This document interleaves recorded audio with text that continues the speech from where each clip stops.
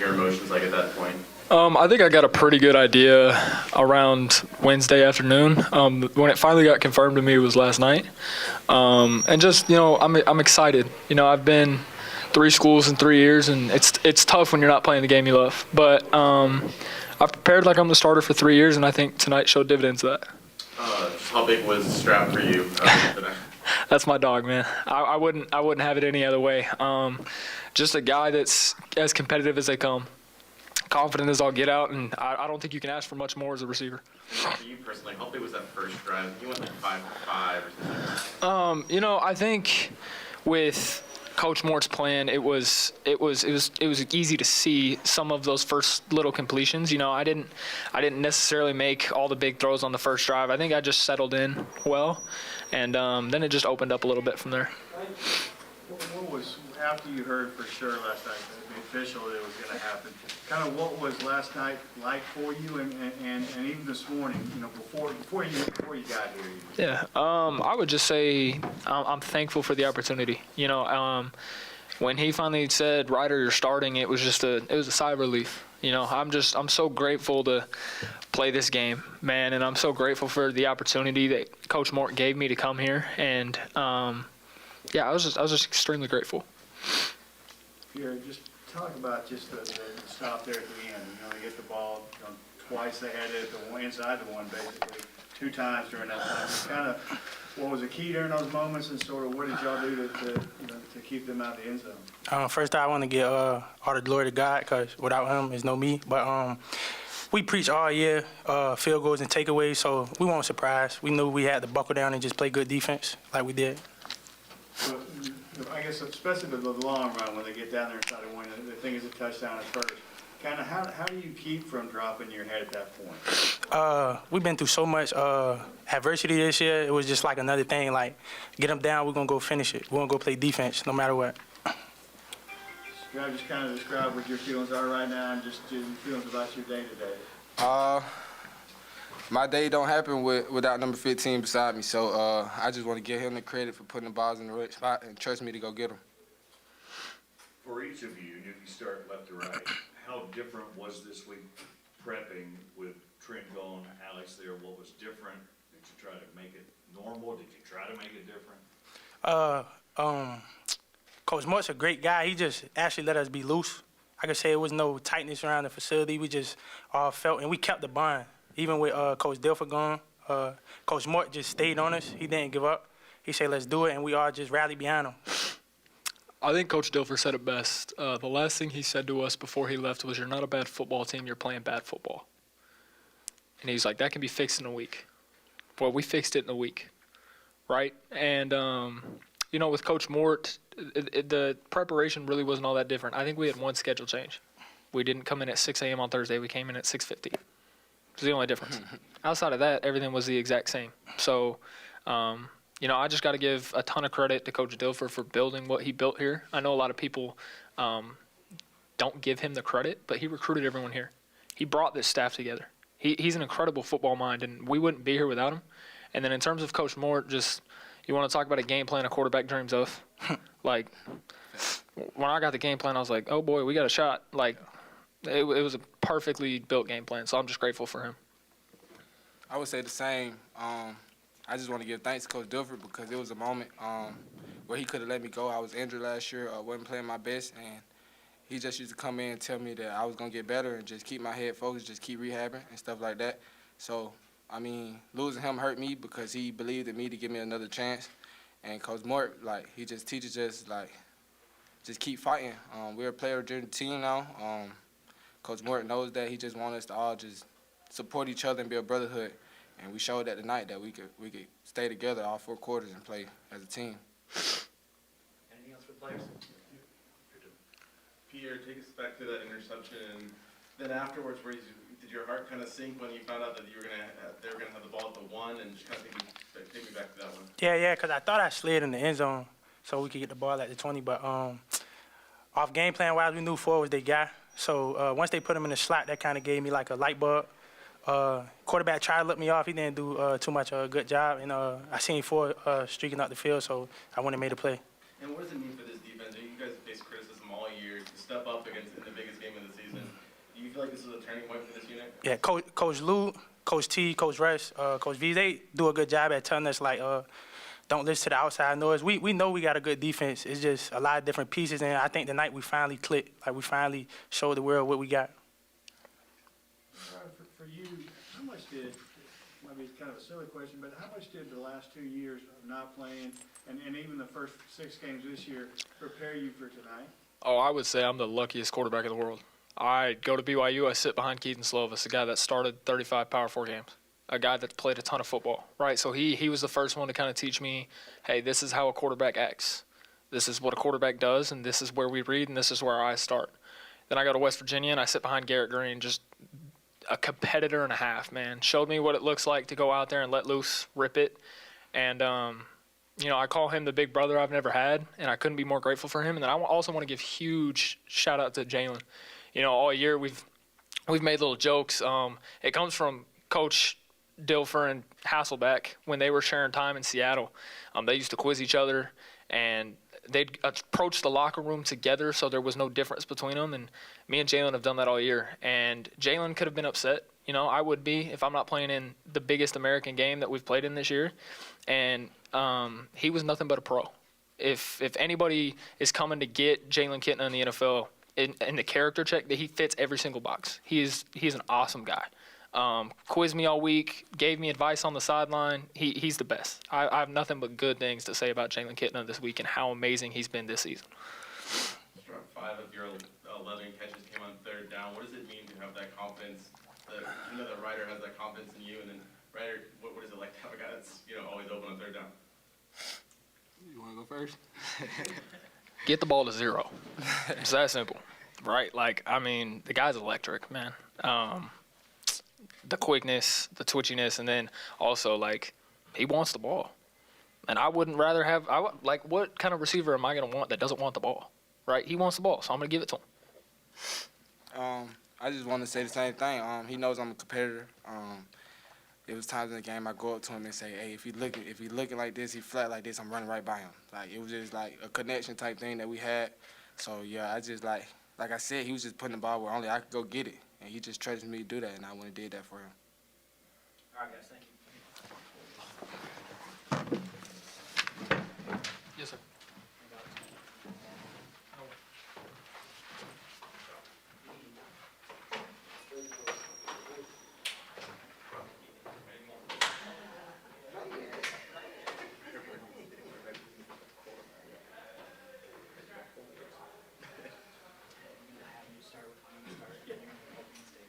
Okay.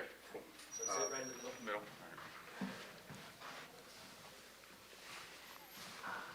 All right, we have Alex Morrison. UAB is now 8-1 in Children's Harbor games, and that was our first ranked win over our ranked team since 2021 Independence Bowl. So that an opening statement from Coach Morrison. Yeah, well, one, I had to talk to the press on Monday, and I told you then it's going to be a little off the cuff. Not used to this, so I'm kind of saying the same thing. But I would say, one, we talked about early in this week that this was a tough week. Losing our head coach, someone that we, all really loved and respected. And I do want to say, too, is a very good football coach, too. I think that's important to say, and Coach Dilfer. And but I thought, what we want to do is focus the guys in a couple areas. One, all right, can they give great effort, okay? And that's Monday through Friday and game day. And then 2, can they stick together? We wanted to start there. And I thought the guys did a great job of that. And then the third thing was playing for something bigger than themselves. This was a Children's Harbor game. So, you're just, you're obviously playing for the kid that you connect with. So that was pretty awesome to see, and was really pleased with our guys' effort all week. And like we said, their unity, and couldn't be prouder of them. You kind of touched a little bit on this, but what does it say about the resiliency of this bunch to go new coach, new quarterback, and then put up a performance like that? It was tremendous. It was tremendous. I mean, we talked about 3 keys to the game. And I kind of already had said some of them. We want to play with fanatical effort.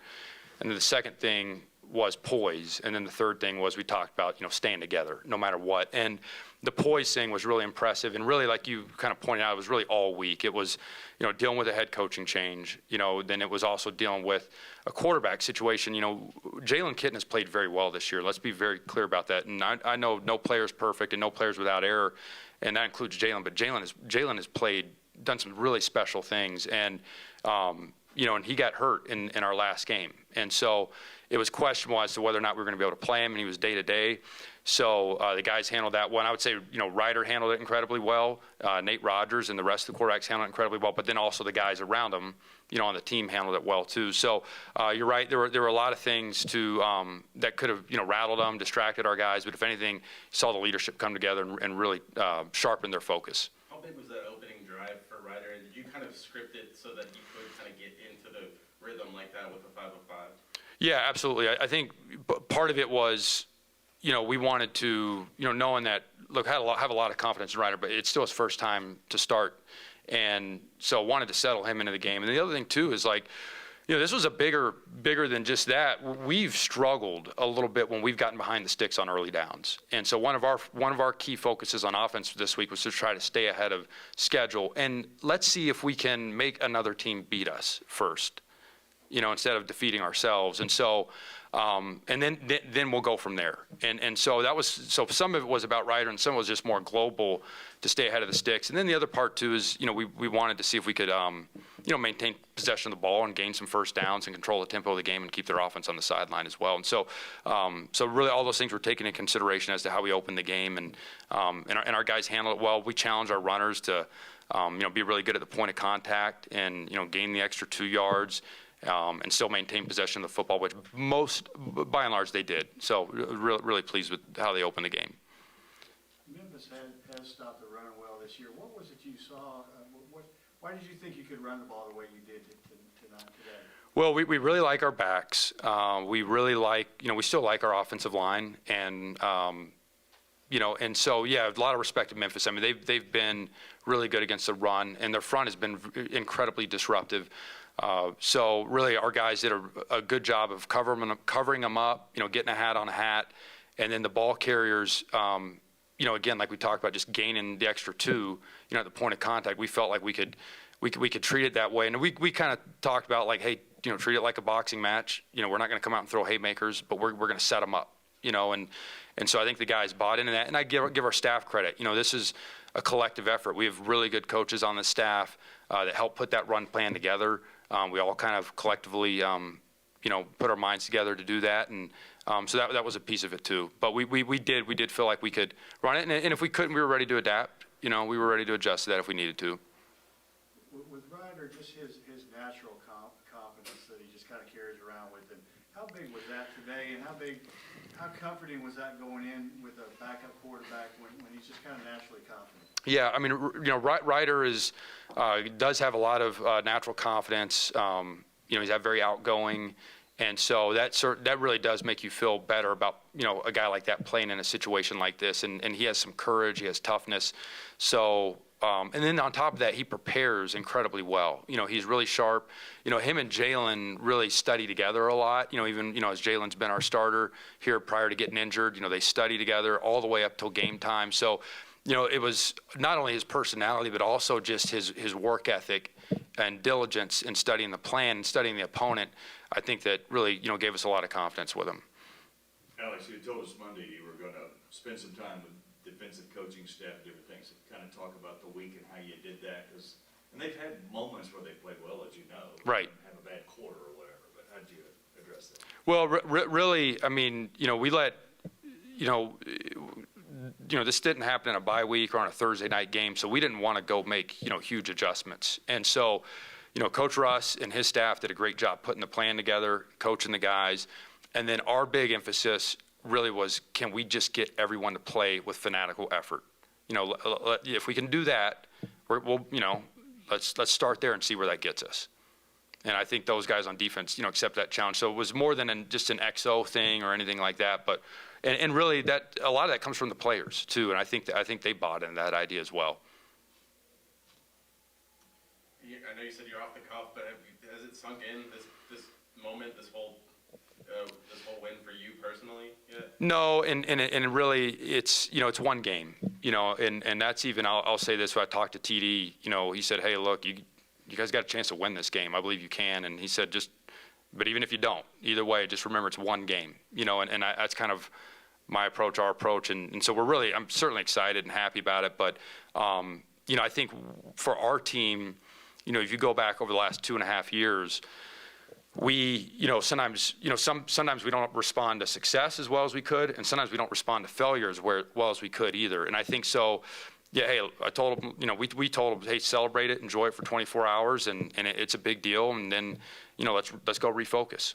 Speaking of that refocus, what's the process like doing that now with the open week and maybe how do you capitalize on using this as a growth time for the team? Right. I think open weeks, are a great opportunity to get better fundamentally. These are still very young, really young players that can, improve fundamentally. But we're also at a point in the season where we're pretty banged up too.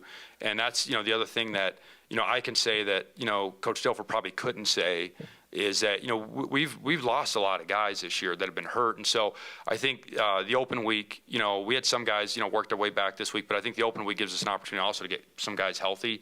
And the guys that are currently healthy, get some good fundamental work in. And I think, too, we can kind of step back as a coaching staff and again, not overreact to one win and still acknowledge, like, hey, we have some things that, we really need to improve on. And let's, develop a strategy to go improve those things. For you, like you said, it's been a crazy week with everything that's going on.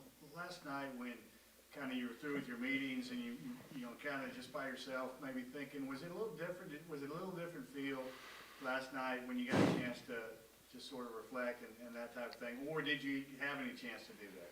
Yeah, well, I feel like until about last night, that was the first time I came up for air going back to Sunday. I mean, like it's been one minute, every minute has been pretty slammed. And so there hadn't been a whole lot of reflection, to be honest with you, till maybe here lately, and try to keep things as status quo as possible. And really, obviously there are head coaching duties to manage, but really more, some of the advice I got was like, hey, really try to, manage the offense the best you can too. And so, as we got closer to the game, really started zeroing in on how we wanted to call the game. And then, final thing for me, with the battle for the bonus trophy, did you get a chance to try to pick it up yourself and realize how heavy it is? And how fun was it to watch the players with that in the locker room? I did not try to pick the trophy up. I'm told it is very heavy. But no, it was really fun to see the players celebrate. They've put in a lot of hard work. One of the things we talked about a couple times is like, hey, man, we do have some really good players on this team that haven't played to, if you want to use the word potential. And so seeing them realize some of that tonight, celebrate and have fun and finally kind of reap what they sowed to a degree was really cool. And so, yeah, just thrilled that they were able to pull that off. I wasn't able to watch you exclusively on the sideline. How were some of those moments that we talked about, maybe where you're having to talk with, with the offense and then still balance the game managing decisions? Were there any times where that got tough, or how did that end up, from your vantage point, end up going?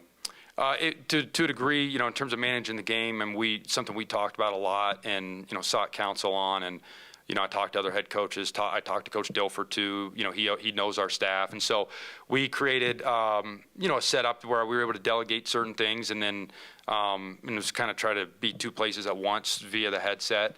And again, just a ton of respect for the guys on our staff because they were able to handle a lot of it too. So it was to some degree tricky, but I think with our organization and John Jones on special teams, Steve Russ, and all the guys we had working on it, it really ended up going pretty smooth. All right, Coach, thank you. Okay, thank you.